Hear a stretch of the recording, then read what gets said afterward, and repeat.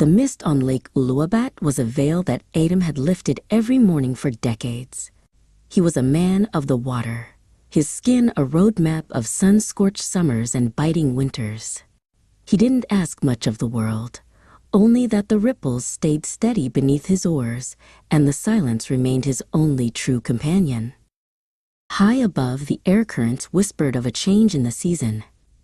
Urine stretched her great white wings, her heart acting as a compass tuned to a single coordinate on a map she had never seen, yet knew by soul. She was a traveler of the great blue, carrying the dust of distant continents on her feathers, flying toward a promise made years ago.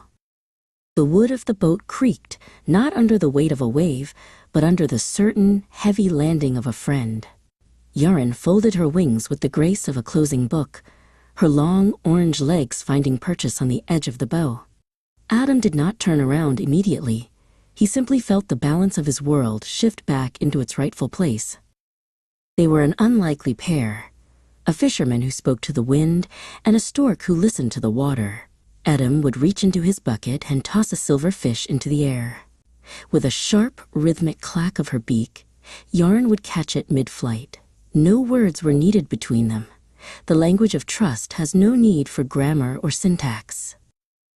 As the sun dipped low, painting the lake in bruised purples and burnt oranges, Adam sat in the stern. He saw himself and the stork, two creatures tethered to the rhythm of the earth, finding a strange, quiet solace in the presence of another who expected nothing but simple company and the shared warmth of the dying light. But the air eventually grew thin, and the shadows stretched long across the reeds. Yaren felt the pull of the south, a magnetic tugging in her blood that no amount of friendship could silence. She perched atop the highest chimney in the village, watching the horizon with a restless, ancient gaze, her instinct warring with the comfort of the fisherman's boat. The day of departure was always the quietest.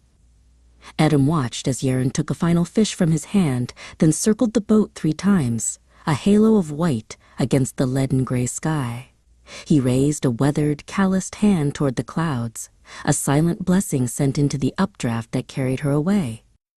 Winter was a hollow season.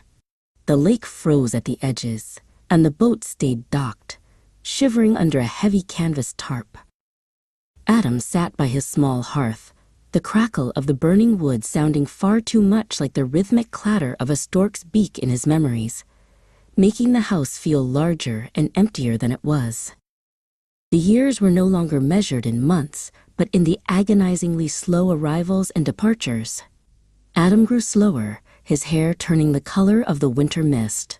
He spent hours on the pier, eyes squinting against the glare of the morning sun, searching for a speck of white in the vast, empty blue of the sky. Then, one morning, the heavy silence finally broke. A shadow fell over the deck, and the familiar weight returned, tilting the boat just so. Yaren had come home. Adam reached out, his hand trembling slightly with age and joy, touching the air near her as she settled. In the eternal dance of the lake, some promises are never broken.